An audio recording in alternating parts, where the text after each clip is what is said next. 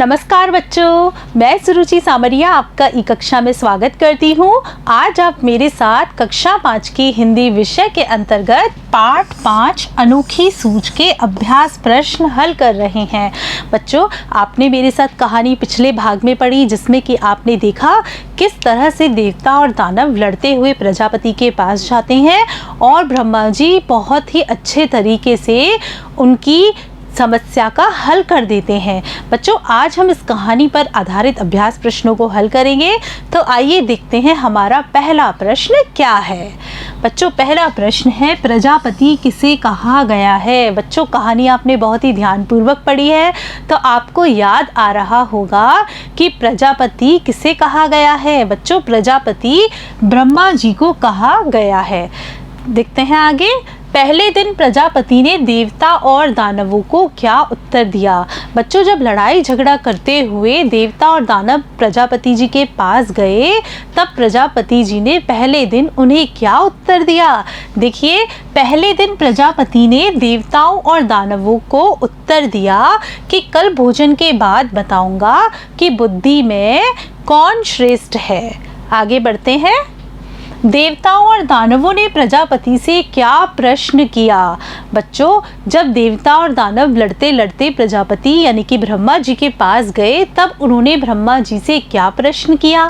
देखिए, देवताओं और दानवों ने प्रजापति से पूछा कि हम दोनों में बुद्धि में कौन बड़ा है, कौन श्रेष्ठ है। बढ़ते हैं आगे। रिक्त स्थान की पूर्ति करो। बच्चों, इसमें आपको क्या करना है, हर पंक्ति में यहाँ पर कुछ खाली जगह है और आपके सामने यहाँ पर कुछ शब्द लिखे हुए हैं। इन शब्दों को चुनकर लिखना है। देखिए, पहला, भोजन के बाद बताऊंगा कि कौन बुद्धि में क्या है, श्रेष्ठ है। दूसरों, खुद, लपकते या परीक्षा, क्या आएगा बच्चों इसमें, श्रेष्ठ।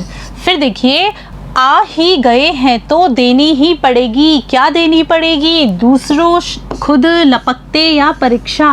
बच्चों, क्या आएगा इसमें, परीक्षा। बढ़ते हैं आगे। बे उन्हें पाने के लिए क्या करते रहे, लपकते रहे। फिर देखिए, खुद भी खाओ और दूसरों को भी खाने दो। चलते हैं अगले प्रश्न पर। नीचे दिए गए वाक्य सही होने पर व गलत होने पर का निशान लगाएं। यानी कि अगर कोई वाक्य सही है तो हमें सही का निशान लगाना है, अगर कोई वाक्य गलत है तो हमें ऐसे गलत का निशान लगाना है। देखते हैं कौन सा वाक्य सही है और कौन सा वाक्य गलत है। देवताओं और दानवों में युद्ध होता रहता था। बच्चों, क्या यह बात सही है, देवताओं और दानवों में युद्ध होता रहता था।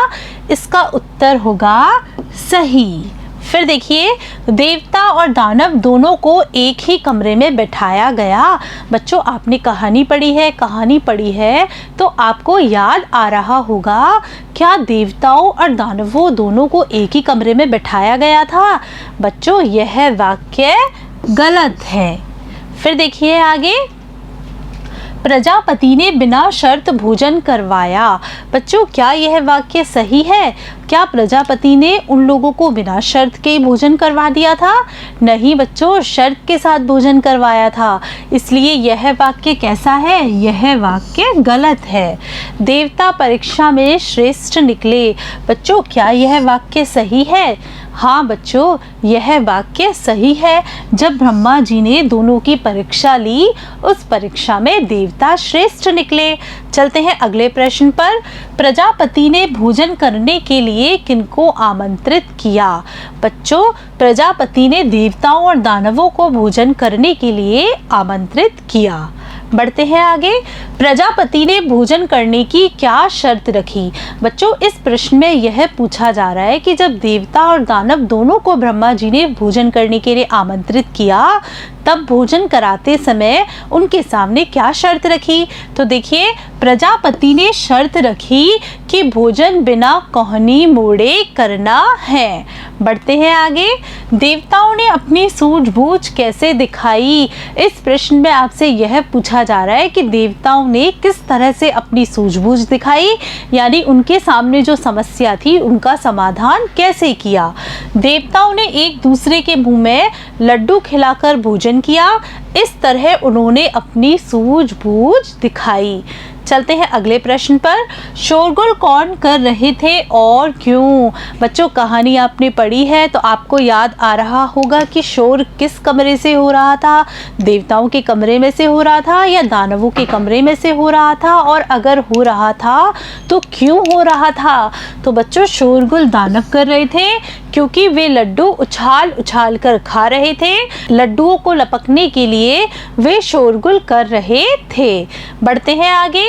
प्रजापति ने किसको श्रेष्ठ बताया और क्यों?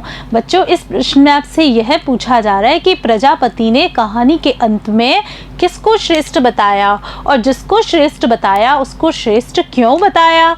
तो बच्चों देखिए, प्रजापति ने देवताओं को श्रेष्ठ बताया क्योंकि उन्होंने सहकार की भावना से काम किया। उन्होंने खुद भी खाना खाया और दूसरों को भी खिलाया।